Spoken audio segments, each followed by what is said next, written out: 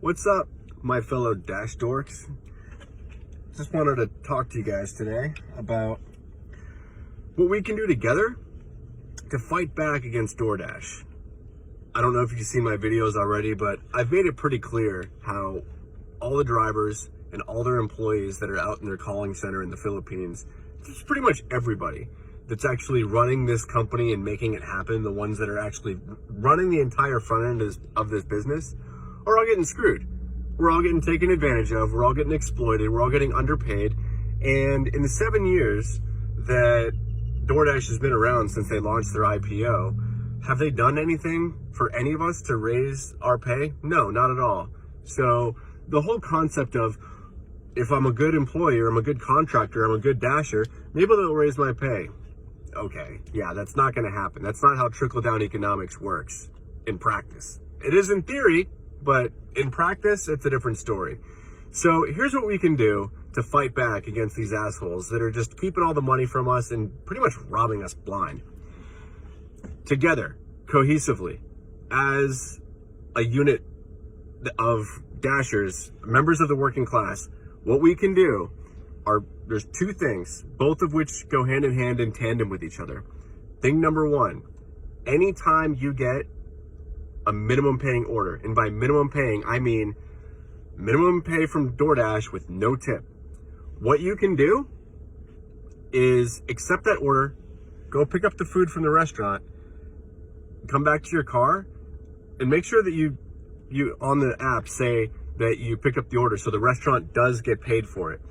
Call the customer and then explain your situation and be candid about it. Say, hey, listen, Mr. Customer, I just picked up your order here, and it looks like that I'm only going to be paid $2.25 to deliver this food to you when it's going to cost me $3. So I wanted to call you to kind of bring you into the fold here and let you know what's going on and give you an opportunity to make this right. So, I mean, I'm calling. I mean, it's not a phone call I want to make, but I'm just letting you know that, you know, unless another $4 or $5 tip is thrown on here, it's not even worth my while to take my car out of park. Sometimes these customers will actually be sympathetic to your cause and they'll understand what you're going through and they'll throw a tip on there. In which case, they're going to continue being a loyal customer for Doordash. They'll be sympathetic to all the drivers. They'll understand that we're all getting screwed, and they're going to tip every time going forward. That's the best case scenario. However, if they don't want to play ball with you and they say, fuck you, buddy, and they hang up on you or they refuse the tip, well, then you can show them what's behind door number two. You can say, all right, listen, you want to show that you're going to be a complete dirtbag that takes part in class warfare? Fine. Here's what's going to happen. I'm going to eat your food, and there's not a fucking thing you can do about it. As a matter of fact, I actually recommend that you call Doordash and let them know that I'm eating your food, and tell them that this level of insubordination is happening because the egregiously low pay that it is being offered to us as dashers. If you don't like it, fucking tip next time. Click, hang up on them, and then just go ahead and eat their food. And I mean, if you've already eaten and you're not hungry, give it to somebody who's homeless. Give it to a homeless person. And what are you going to do about the order that's still attached to your account? Simple.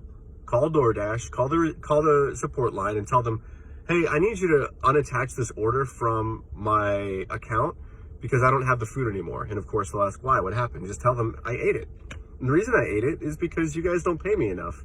And I'm sure you can sympathize with me because the whole reason that your job exists out in the Philippines is so that they can pay you $4 an hour with no benefits and bathroom breaks, when that job would have gone to an American where they have to pay $15 an hour. So I think you can sympathize with me. That's why I ate the food. And sorry, not much you can do about it now. So, and then sometimes they'll just laugh about it. They'll laugh with you because, like, they're not the ones that are making these rules. They're getting screwed as much as we are. So what does that accomplish? Well, one, it incentivizes people to not stiff us as drivers. You know, if they know that's going to happen if they don't tip, well, they're going to actually tip next time. And not only that, but that raises the average minimum amount that we receive as drivers if people start tipping, which is good because that was only the thing one. I told you there are two things in tandem with each other. Thing one is to eat the food of non-tipping customers. Thing two is to not accept orders that are beneath $10.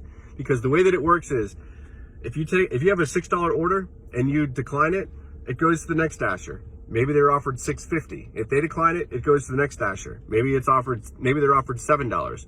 So every time it gets passed to another dasher, there's a chance that it gets picked up. And if it gets picked up and it's underneath $10, then that ruins it for everybody.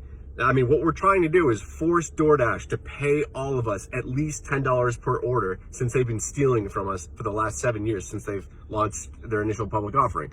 So what we need to do is not accept any orders that are beneath $10. We're going to force them to actually pay us and bleed them dry if they don't, and make life hell for non-tipping customers. So those two things combined, that'll raise the cost of the average minimum order and minimize the times that it'll get passed from one dasher to the next until it reaches $10. So by minimizing that number of times that it gets screen passed around, you're minimizing the chances that somebody does break rank and take it for less than $10. So again, two things: don't take any order less than $10. Eat the food of people who don't tip. Thanks, guys.